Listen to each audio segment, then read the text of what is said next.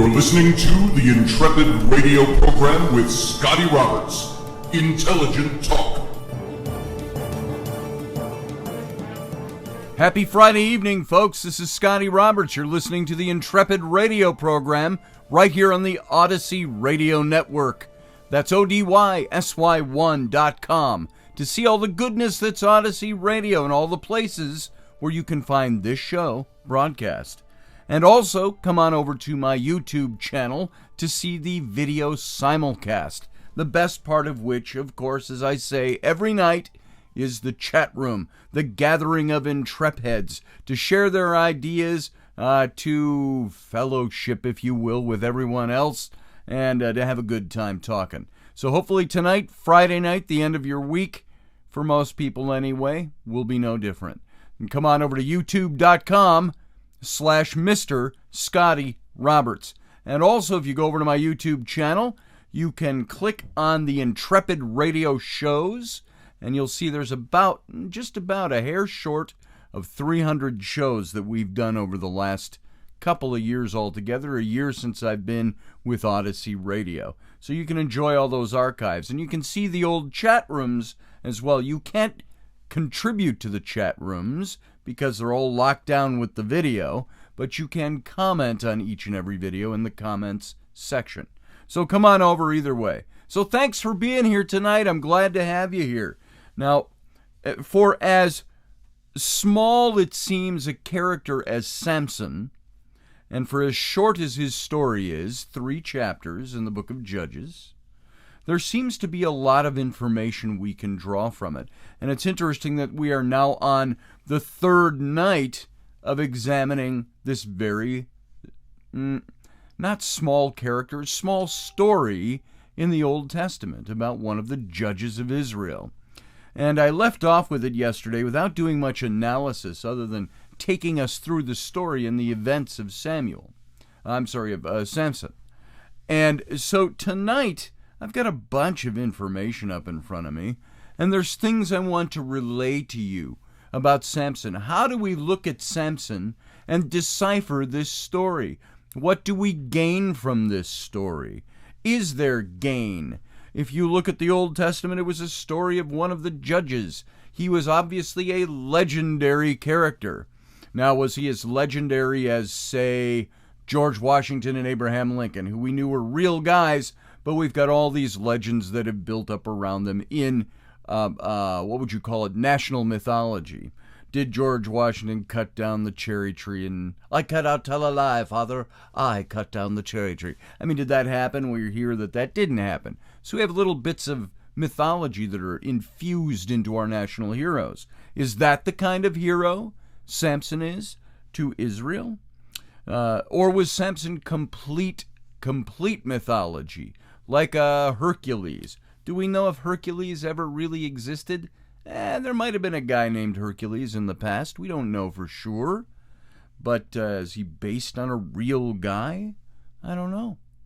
But he was complete mythology, the son of a god, and so on. But then again, he's a God-man the way, make the comparison, the way Jesus was a God-man, except one was theological. Hercules didn't have a deep theological message of world salvation attached to it. So the story of Samson, as we saw yesterday, can basically be comprised of just a few events that are recorded out of his life. And if he was a judge of Israel for 20 years, and you can read his entire story in about 15 to 20 minutes, then, of course, you know you're missing something along the way. It's the highlights. And there are obviously, I got something playing in the background on my computer. Hold on, let me find out where that's coming from. Something very beautiful, it says. Let's see, it's not that. I'm going to turn that off. What else am I looking at?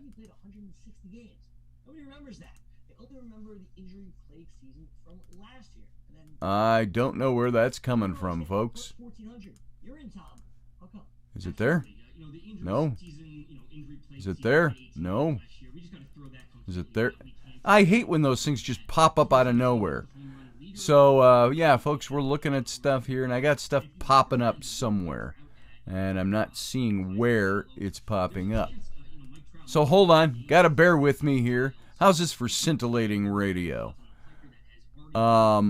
Is it the New York Times site? Maybe, but I don't see any videos playing. So where's that coming from? So here's what I'm going to do. I'm just going to silence that. There we go. Now, we're going to get back to the show. Sorry for that little interlude into scintillating live radio.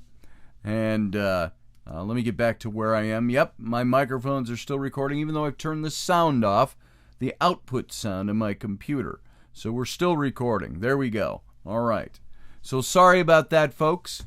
Don't you hate that when you've got a bunch of websites open? I had about 30 tabs open as I was digging through stuff this morning, and I don't know what tab it was. I closed everyone, and there you go. So there we are. All right. So I don't remember exactly where I left off, other than talking about the mythological or legendary quality of Samson. Was he complete mythology, or was he a real guy embellished? Or, third option, did the story happen exactly like we're told? Remember, we're told about the events of Samson's life. That Samson, now if I slip and say Samuel in here, it's easy to do. I say Samuel a whole lot more than I say Samson, and I could just, in my passion, in my lectatorial passion, accidentally slip Samuel in there. If I ever say Samuel, you can know I'm talking Samson. So, Samson, you look at the events of his life as recorded, they comprise about 15 to 20 minutes worth of reading. And I used to wonder about that. I'd take some of these old biblical patriarchs like Abraham, and you see that there was an event in Abraham's life, and it was a scene with he and his wife, or God calling him, and then 100 years pass and nothing ever happens. He never gets another call, never gets another.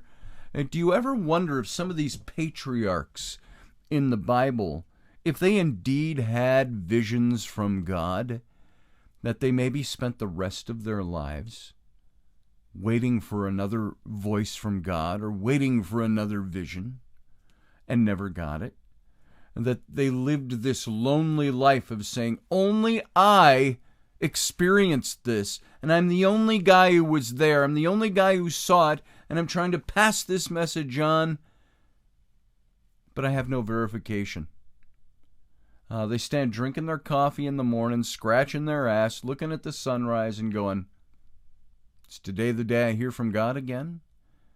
And they may go through a whole life and never hear anything again. What a lonely existence. To say, I've experienced something, and maybe my humanity, my human brain will make me start questioning what I've seen, what I experienced, what I was told. Was it a dream? Did I imagine that? Did I have the wrong kind of mushroom for breakfast? You know, that kind of thing. Or was it real? And now, the same thing, take and apply that to stories like this. Is this guy, are we hearing something that really happened? Did an angel from God actually come down and announce Samson's birth to his mother, and that he should be consecrated and set aside? What made him special out of the judges that God came and announced his birth angelically? Because we look at his life and you want to say, there doesn't seem to be a whole lot of angelic things that he did.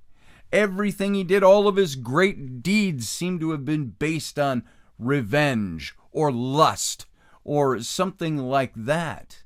Even in his death, he prays and says, give me one more time, God. Just give me my strength back for one more moment so I can wreak revenge on the Philistines. His crowning moment in life, and it's all about killing for revenge. Oh, but we're going to house it in this, well, God wanted all the Philistines destroyed anyway because they were oppressing his people Israel. Well, is that what God does?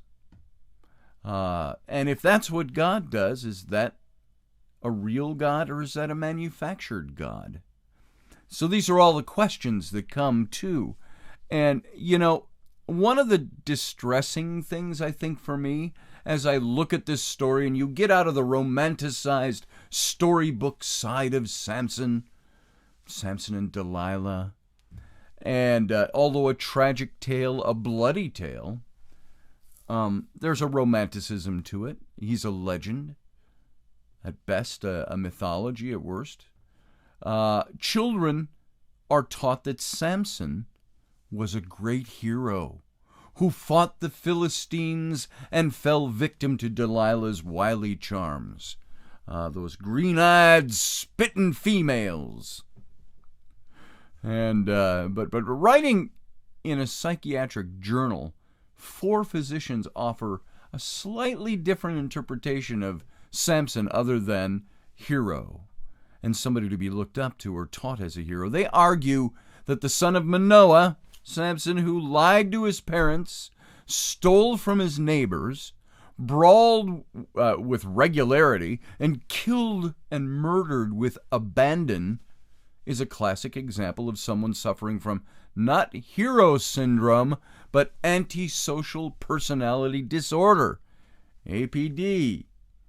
Now, Dr. Eric L. Altschuler, he's a research fellow at the University of California at San Diego's Brain and Perception Laboratory and the lead author of the research letter to Archives of General Psychiatry, said that the character of Samson met 6 out of 7 criteria for diagnosis of this disorder, this antisocial personality disorder, and as defined in the American Psychiatric Association's official diagnostic manual anyway.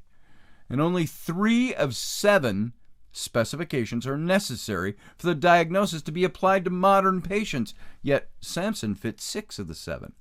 Now, it's pretty straightforward and pretty cut and dried, Dr. Altschuler said. And while some may feel that in the era of Prozac and Ritalin and all these other types of drugs to control behavior and depression, that psychiatric syndromes and disorders are already overused for the living. And Dr. Altschuler contends that something can be learned from applying modern diagnostic criteria to historical figures. You know, we sometimes don't think about that. There are things like, we don't think of it in this context. They say that perhaps Abraham Lincoln suffered from manic depression by the pills they found that he was taking, mercury pills, and he finally stopped taking them after a while because they made him sick. And so the study of history of a disease can provide clues to its pathogenesis. And though their analysis was done at least partly tongue-in-cheek when they were looking at Samson, from a literary point of view, Dr. Altschuler said, an appreciation that Samson had ASPD makes many pieces of the story, previously enigmatic or in need of long explanations, fall into place. In the Psychiatric Association's diagnostic manual, antisocial personality disorder is described as a pervasive pattern of disregard for and violation of the rights of others that begins in childhood or early adolescence and continues into adulthood. Now, the condition is often associated with criminals and con men, but can also, experts say, be found among those with cleaner rap sheets. Politicians, for example, can suffer from this. And the letter's author met to consider Samson's case during a brief lull in their workday. They determined that Samson's behavior, as described in Judges 13 to 16, those 3 chapters you can read in 15 minutes or so, met the diagnostic criteria for deceitfulness, a failure to conform to social norms and defiance of the law, impulsivity, irritability, probably irrational ability in there too, and aggressiveness, flagrant disregard for the safety of self and the safety of others, a lack of remorse for his actions. These are all criteria that Samson fit. Excuse me, and as evident, I get hiccups again. Nothing like doing radio and having hiccups. As evidence for their diagnosis, they point to a long series of questionable incidents, including Samson's torching of the Philistine fields, his lies to his parents. He failed to tell them that he'd killed a lion or that the honey he offered them was taken from a lion's carcass, both of which were things forbidden of a Nazirite vow. So, and by the way, if cutting of his hair was the thing that took away his strength because it broke his Nazirite vow, why didn't all the other things he did that broke his Nazirite vow take away his power? These are things you have to look at in these stories that you start to wonder if they're fables or mythology, because there should have been any one of those things that he used to break his vow. Touching a dead carcass was one of them. Should have made him lose his strength. But instead, he lost because Delilah cut his hair. And so he failed to tell his parents about that, so he lied to his parents. His repeated involvement in physical fights and his gloating after single-handedly killing 1,000 Philistines with the jawbone of an ass. He's gloating about that. Now, he's given a pass because people who wrote this, they were under the oppression of the Philistines. So it was okay then.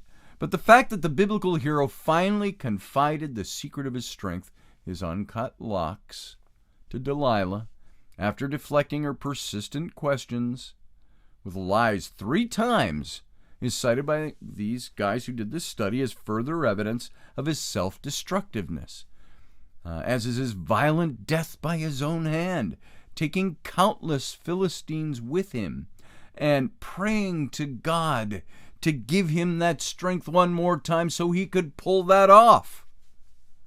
Now, Samson's behavior, especially his penchant for fire setting, bullying, and cruelty to animals, also suggested, the author said, that as a child he'd suffered from probably a conduct disorder of some kind, a syndrome that begins in childhood and is considered indicative of antisocial personality disorder. But it's not known whether Samson displayed these behaviors before he was 15, as required for the conduct disorder diagnosis. We don't have that history about him.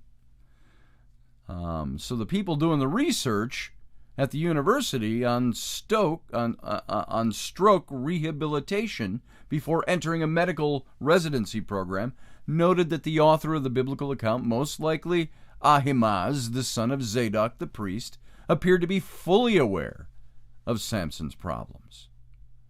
And it appears that the writer has gone to great pains to delineate this disease, even though he didn't know what the criteria were supposed to be back then, 3,000 years ago. And he added that although some people might protest that in those days it was a rough and tumble world and everyone did horrible things, even the Israelites seem to have taken exception to Samson's casual brutality. That's like saying, well, the Old West, everybody just shot people in the street, so we excused it. No, there were still hanging judges back then. And so in chapter 15 of verse 12 of the book of Judges, Dr. Altshuler pointed out, it says that 3,000 Israelites essentially arrested Samson and handed him over to the Philistines. And his own people were saying, that's enough. Cool it, Samson. And remember, they went to him, they was almost like, now, don't get mad at us, but we're going to turn you over and, just do what they say and let's get this, and so on. You saw the way they handled that yesterday when we talked about it. So Dr. Donald W. Black, a professor of psychiatry at the University of Iowa College of Medicine and an expert on antisocial personality disorder, said that Dr. Altshuler and his colleagues had made an interesting case for their diagnosis. I think the evidence they give is certainly suggestive, Dr. Black said. And he's the author of Bad Boys, Bad Men, Confronting Antisocial Personality Disorder. And he said that in his own writing that he described Cain. Remember Cain and Abel, the sons of Adam and Eve? We talked about them, and Cain killed his brother Abel. He was a candidate for the disorder himself. But one problem with such medical forays into ancient history is that we have so little information about the onset and the course of the disease. So while this stuff exists in analysis, we have no real way of knowing who these people were. Now, was Samson a real guy?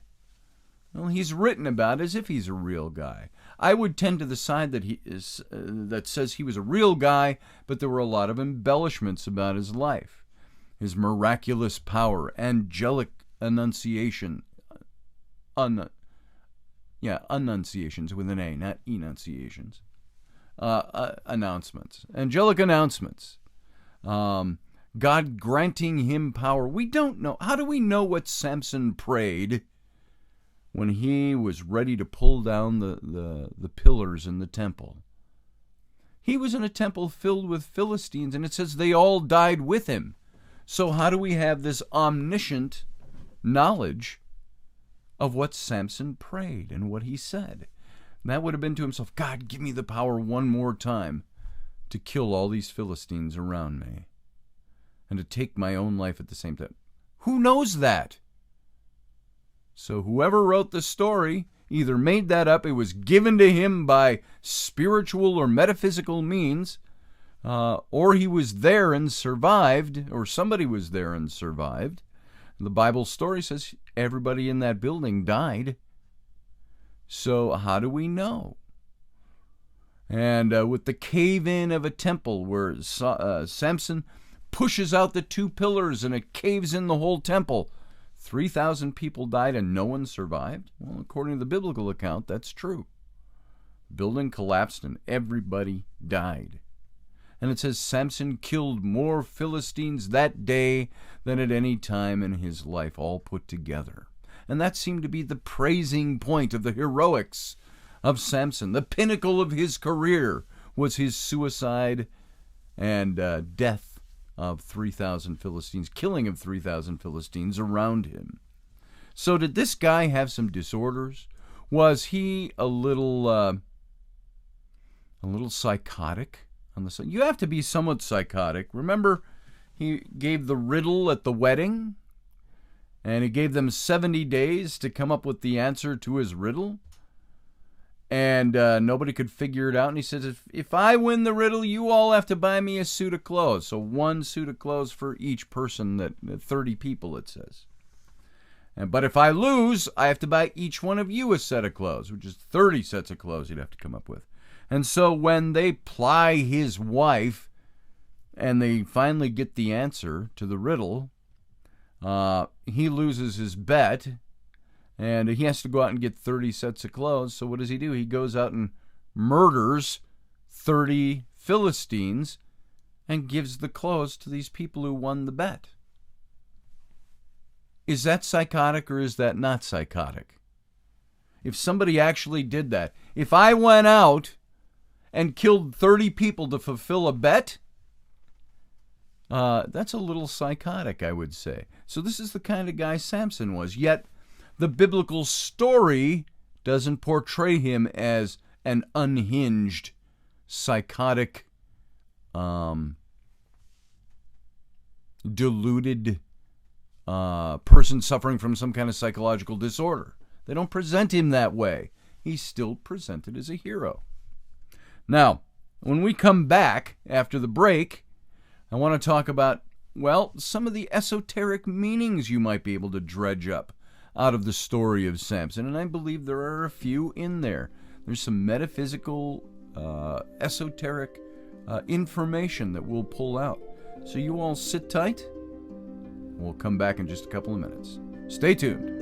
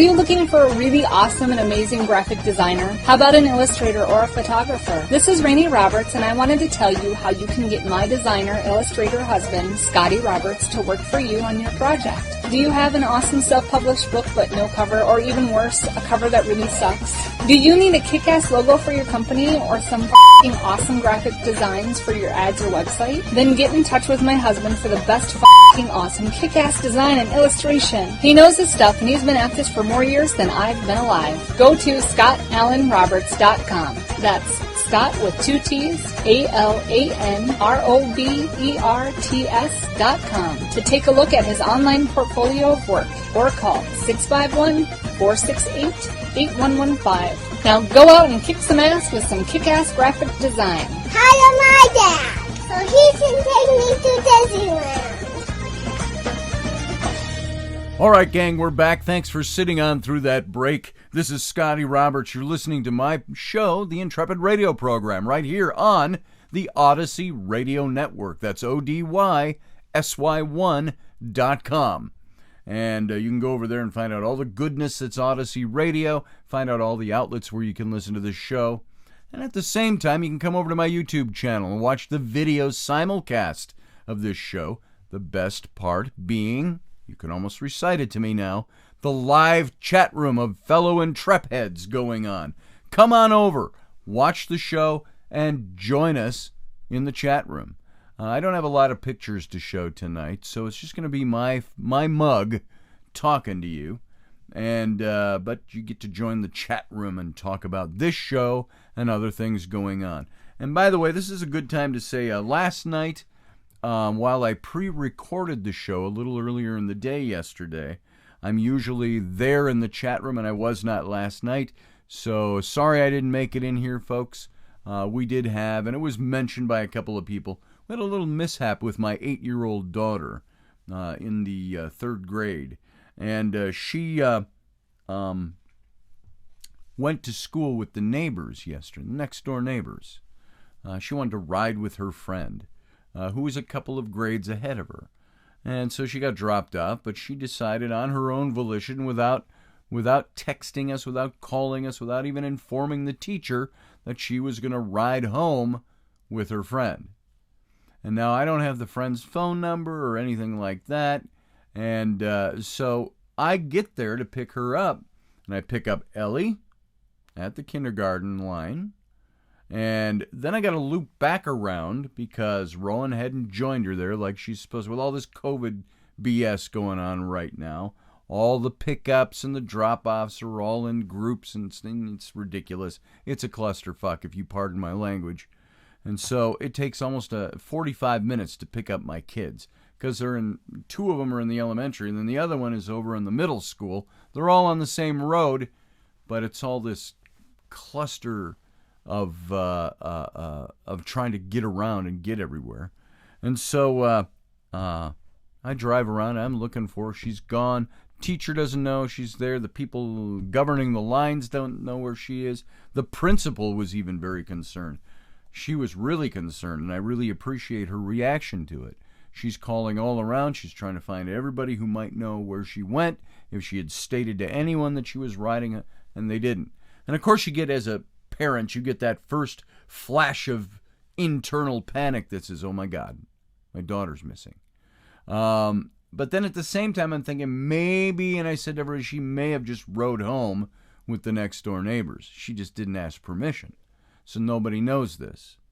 So after driving around, after looking, after checking with everybody, drove over, picked up my son from the middle school, and we went home, which is about a 15-minute drive. 12 minutes, actually. Because we take him to school outside the district, so we have to drive him every morning and pick him up every afternoon.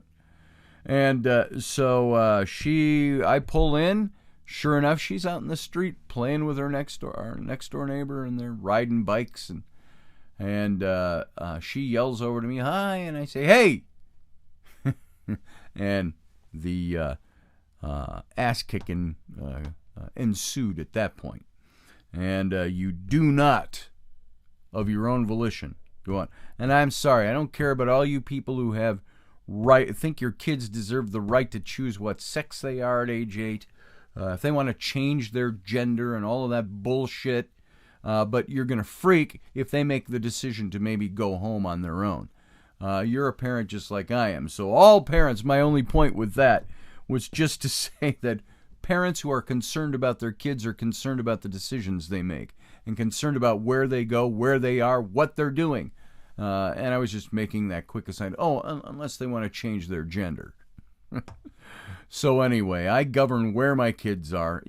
And just as a side note, if my children want to change their gender someday, they can do. They'll have the freedom to explore that when they're 18 or older. Ain't going to happen while they're raised in my house.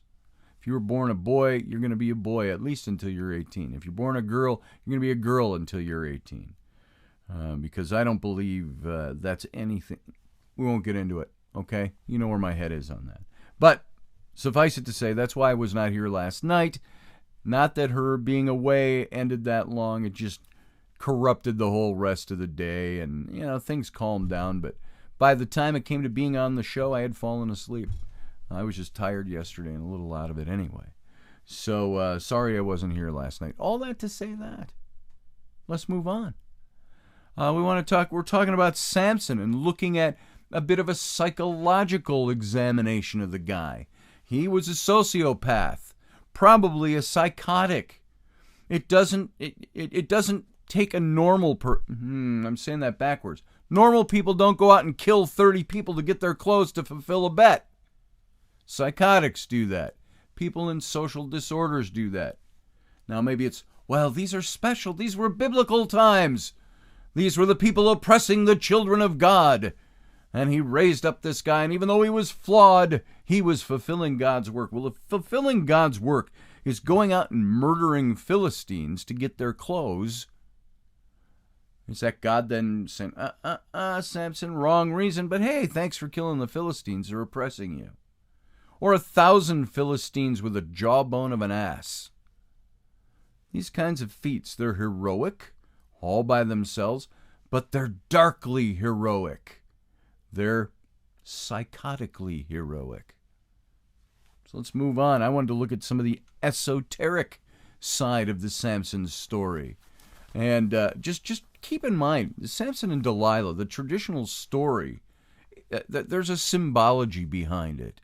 Much has been written about Samson and Delilah. There's been movies made, miniseries made, books written, comic books made.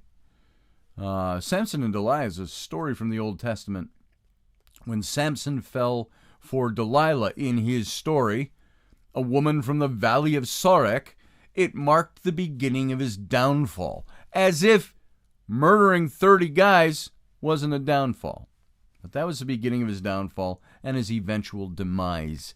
And it didn't take long for the rich and powerful Philistine rulers to learn of the affair and immediately pay a visit to Delilah. You see, Samson was a judge over Israel and had been taking out great vengeance on the Philistines. But that's another story. We've already kind of covered that. Hoping to capture him, the Philistine leaders each offered Delilah a sum of money to collaborate with them in a scheme to uncover the secret of Samson's great strength. So a big question here you have to ask right away. Did Delilah actually love Samson? Was it a romance story? Or was it a story of deception from the beginning? So using her powers of seduction and deception, which means she was probably a pretty good-looking babe to have those qualities, Delilah persistently wore down Samson with her repeated requests until he finally divulged the crucial information. And having taken the Nazirite vow at his birth, Samson had been set apart to God. He was consecrated to God, although he didn't act like a man who was consecrated to God. But as I alluded to earlier in the first part, we only see snippets of Samson's life. What were the quiet moments during the 20 years he acted as judge over Israel? Did he have a close relationship with God with these fatal flaws punctuating it, and those made up the story? So as part of that vow, his hair was never to be cut. And when Samson told Delilah that his strength would leave him if a razor were to be used on his head, she cunningly crafted her plan with the Philistine rulers. to get rich. She was going to get rich off of betraying Samson. She did not love this guy. And so while Samson slept on her lap, Delilah called in a co-conspirator to shave off the 7 braids of his hair. Maybe they were like dreadlocks, and they're calling them braids. So this is how all that hair, his whole life, never been cut. He had these braids of hair, heavy. And they subdued and weak Samson was captured then. And rather than killing him, the Philistines preferred to humiliate him. They gouged out his eyes. They subjected him to hard labor in a Gaza prison. And as he slaved at grinding grain, the Bible says, the story says, his hair began to grow. But the careless Philistines didn't pay any attention to that. And in spite of his horrible failures and sins of great consequence, Samson's heart, now according to the one interpretation, turned to the Lord. He was humbled. He prayed to God, and God answered. And during a pagan sacrificial ritual, the Philistines had gathered in Gaza to celebrate, and as was their custom, they paraded their prized enemy prisoner into the temple to entertain the jeering crowds, and Samson braced himself between the 2 central support pillars of the temple and pushed, it says, with all his might. And down came the temple, killing Samson and all of the people in it. And through his death, Samson destroyed more of his enemies in this one sacrificial act than he had previously killed in all the battles of his life. So ends the story of Samson. Now, the interesting thing is, we're heard that he repented and he prayed to God. And we don't know that. Who gave us that information? Who was there hearing his private prayer? Maybe he prayed this before he was brought out in front of the people. Maybe he prayed this in private and somebody relayed that story. Maybe he said, I've just prayed and I'm going to ask God to return my power to me so I can kill the Philistines. And we don't know this part of the story. All we know is that he prayed, and was anybody there? We don't know. So there's terminology now in the story of Samson and Delilah. Now, many take this as a literal story, but like many stories in the Bible, I believe it's mythology. Or at the very least, it is a real story with heaps of legendary mythology piled on top of it. Mythology uses names and stories and symbols to convey these deep spiritual truths. And so the story is in the superficial part, and we have to look far deeper for the real meaning behind the story. It has nothing to do with haircuts or a lone man being able to destroy large armies single-handed with the jawbone of an ass. That's not what the story's really supposed to be about, and this is how you can start to decode it from the get-go. So to decode the story, you have to look at the breakdown of some of the key word meanings. Samson, as we've mentioned for a couple of days now, the word means man of the sun in the sky, S-U-N, Samson. Delilah means discouraged, or she who weakened, or languished. And the story's trying to convey the brightness of the higher mind or spirit can be broken if it's consistently and constantly exposed to our carnal nature. And in mysticism, the female always represents the emotions when referring to the lower mind, and the spirit when referring to the higher aspects. So a female represents, in the lower sense, that the emotions, in a higher sense, spirit. And so Samson and Delilah, in their biblical symbology, in Judges 16:4, it says this, and it came to pass afterward that he loved a woman. Samson loved a woman in the valley of Sorek, whose name was Delilah. Now Samson, the son of the light, is engrossed with the activity of Delilah, discouragement, the emotions. The valley is the lower, similar to its geological nature. So we have the emotions of lower aspects of the mind being represented in this story. And Sorek, the name, the Valley of Sorek, means special vine or fruitless tree. And so the lower nature that feels so attractive and special that it draws us in is in fact a fruitless pursuit. And what appeals on the outside is empty on the inside. So Valley of Sorrow, if you look at this esoteric symbolism, he falls in love with a woman who is languishing, a woman who is fruitless, a woman that represents discouragement in the emotions. And the lords of the Philistines, in verse 5 of that same chapter, came up to her and said to her, "Entice him. He's fallen in love with you. Entice him. See wherein his great strength lies, and by what means we might prevail against him, that we may bind him to afflict him, and will give you, every one of us, 1,100 pieces of silver." That's a lot of dough. And so they are tempting her with money to betray Samson. Now, we don't ever know if she was ever in love with him, but she certainly loved the idea of becoming very rich as opposed to warning Samson of this. Now, the word Philistines means strangers or thoughts that are not helpful for our spiritual progress. Oh, he's such a Philistine. And or even our overall well-being, not just the fact that they were from Philistia, and that was a people group name, a national name. This refers to what's happening to us today. And the higher mind is enticed by the lower mind. And there's always this struggle between the two.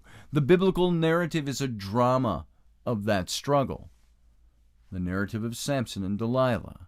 But each one of us is a Samson. And there's the power of the universe that's inside us, bursting out of us. We just need to walk the spiritual path to find it. We need to be awake and we need to be aware, something we haven't talked about a lot since we did that long series several months ago. And so we've all got this universal power, but we all languish and walk in the wrong places. We are all unaware of it sometimes, of what we're doing to ourselves to drain that power. So this is in this narrative of Samson. If you look at it esoterically, this is the lesson it's teaching. Samson's long hair relates to the growth from the higher centers, the head chakras, if you will. And then that growth is cut, it loses spiritual connectivity, and we become weak. The lower emotions bind spirit, and once we've given them power over us, those lower emotions will bind us. And when we're alone in meditation, if you meditate, you are with the Father, or Ra, or the God that you choose, the God that you worship, the God that you know is there, your God, and the Mother Isis. These are the family of spirit in the esoteric sense. So you can take the names off and interchange them, obviously. So 1,100 pieces of silver. 1 and 1 equals 1 and 1. 11 equals 11 stages of evolution. 12 is said to be the perfection. So 11 is either one step higher or one step down the ladder. And we're always so close to our true nature, and yet that last step is the hardest. Silver represents the moon, and the god of the moon is called Sin, S-I-N. It's the god of the moon. The moon, one of them anyway, the moon takes the light from the sun and reflects that back. It doesn't have any illumination of its own. So whatever we're dwelling in, it reflects back on us. So sin is really dwelling in the emotions. It has nothing to do with religious connotation. And so Delilah says to Samson, "Tell me, please, where your great strength lies, and wherewith you might be bound to the point where it doesn't work for you anymore. Is there a limitation to your strength?" And these are the emotions tempting the mind, going for the weakest link. Delilah representing the emotions. And Samson said to her, "If they bind me with 7 great green withs that are never dried, then I'll be weak, and I'll be as any other man." And so the 7 green withs, these represent the 7 chakras, so some have interpreted out of this story. The Muladhara, the Savasthana, the Manipura, the Anahata, the Visuddha, the Aja, and the Sasarara. And it has relation to the 7 zodiac signs of Leo, Cancer, Virgo, Libra, Scorpio, Sagittarius, and Capricorn. This is one of the interpretations of this. And in the lower aspect, that which is wet is earth. So what he's saying is that by engaging in the earthly side of each chakra, he'll be as any other man, as he's going to the lowest expression of each one of those things. And hence the referral to the withs that were never dried. Now, he's not really telling her how he's going to be bound, how his strength is going to go. He's using this as a deception. So I don't want to tell her what the source of my strength is. And so it says, and the lords of the Philistines brought up 7 green withs, which had not been dried, and she bound them with them, vines. And now there were men lying in wait in her chamber, and she said to Samson, the Philistines are here. They're upon you, Samson. And he broke the withs as a thread is broken when it touches fire. And so his strength was not known. That's according to the scriptural passage. So what's playing out here is that we're playing kind of a Russian roulette with spiritual nature. Although we know we're essentially spirit and therefore cannot be broken, we may be getting lax in our lifestyles, not meditating, not expressing ourselves spiritually enough of the time. And so many people have reached these high states of consciousness only to fall back into their average world, their dream state, and lose themselves. And this is an allegory for that with Samson. And Samson said to her, if they bind me fast with new ropes that were never occupied, then I'll be weak, and I'll be as another man. Another deception. Now, rope is that divinity within us, which pulls us upwards. In the Egyptian Book of the Dead, it says, tell me my name, said the rope. Hair is thy name. It's the hair of Samson that's cut that pulls him down. New ropes that were never occupied. This is mixing with people who have no interest in spirituality.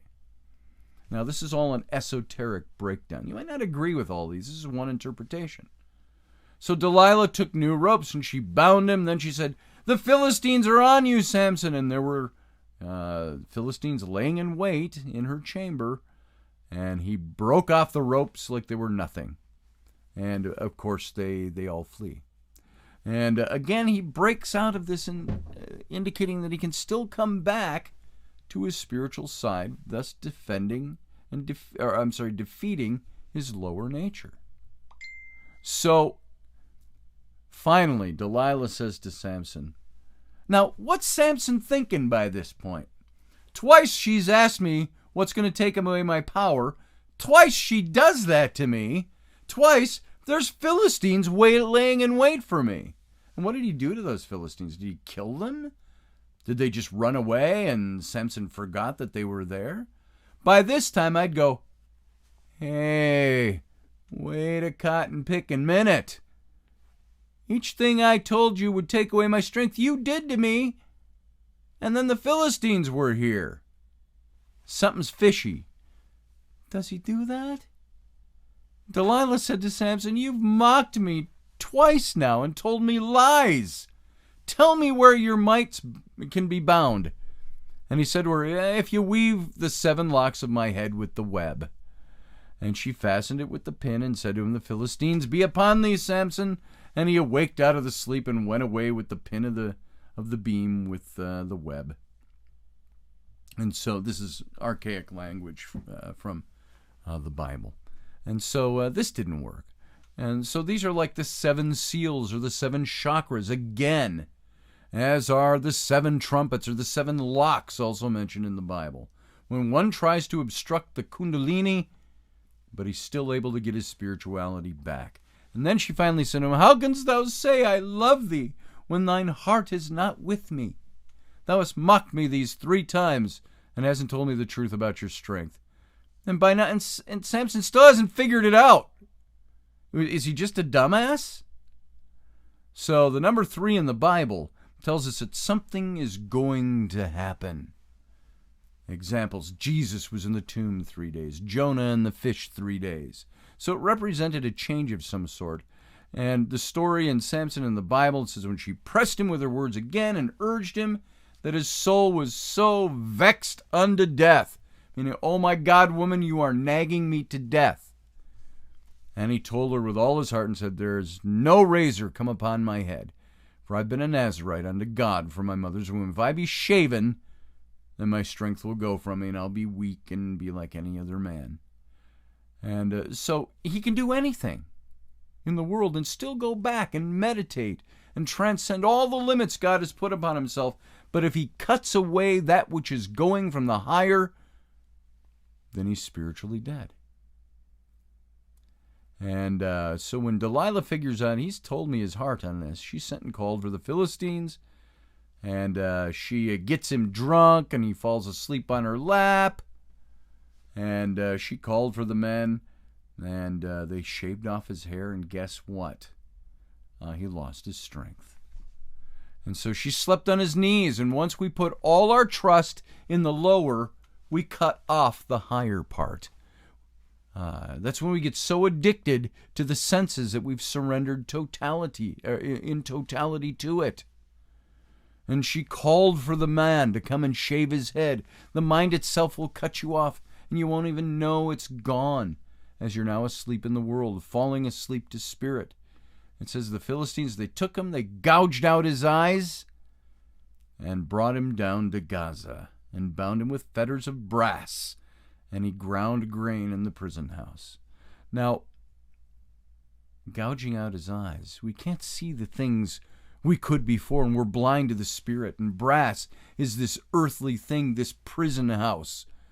And our thoughts and emotions can truly bind us in prison, instead of reality being the creation of conscious choice. And it becomes a prison. And when we're ruled by either one of these aspects of the ego, we're in trouble. And only by tapping into our inner, higher mind and intuition can we truly be guided out of our enslaved positions, just as Samson was. So Samson was shackled to a giant grinding stone. He was blinded, and all he could do was push the grinding stone around and around and around every day. And this is what happens to us, figuratively speaking, when we're ruled by our lower nature. Life becomes an ever-repeating pattern of failure. It's as if we're going around and around the same mountain until we learn we can climb to the top to get a different perspective, and that the different perspective is a spiritual one. And then, of course, the Bible says, albeit his hair began to grow. And just as there was hope for Samson, there's hope for us in the esoteric side of this story. While Samson was in the midst of his trial, his hair grew back. And as the story grows, Samson asked the Lord for his strength back just one more time, because his hair had grown long enough again. We're to understand that Samson was again operating from the higher mind. And then they called Samson out, and he said, and they all mocked him in this celebration. He leans up against the pillars, asked to be brought there. And the temple here represents our mind. These two pillars represent the two aspects of us, the higher nature, the lower nature of the mind, and the conscious and the subconscious. And Samson pushed both of them down, kills himself and the other Philistines. At last, Samson found the balance between his two natures. And that caused the salvation of Israel, as all evil Philistines were killed off, or so they thought. The problem was they were left still in oppression to the Philistines. And so there's a lot of other application to the story, but we're out of time. In today's modern culture, we have it backward. We can illustrate the point with a true comic book hero, the Incredible Hulk. His great source of strength came from his emotions. If he got too emotional, he'd change into the Hulk. When he's provoked to anger, he changes into the Green Monster with incredible strength. and while he exhibited great strength, he seemed to lose his mind. He was completely dominated by his emotions, which caused him to commit some pretty destructive acts. And the story of Samson teaches us that when our thoughts and our emotions are ruling us, we too become self-destructive. And we're then ruled by external events instead of being in charge over them. This is the true meaning, I think, of the story of Samson, at least on an esoteric level. But Samson's power was never meant to be physical. It was spiritual power. The long hair worn by Samson represents this spiritual power that grows from the mind of a person operating from an elevated consciousness. So in other words, Samson's hair is the spiritual force growing from the higher mind. And we'll just kind of leave it at that for tonight because we're totally out of time, maybe even overtime. So you guys, thanks for listening. See you Sunday morning at 9 a.m. for It's Sunday, Central Standard Time. You have a good weekend.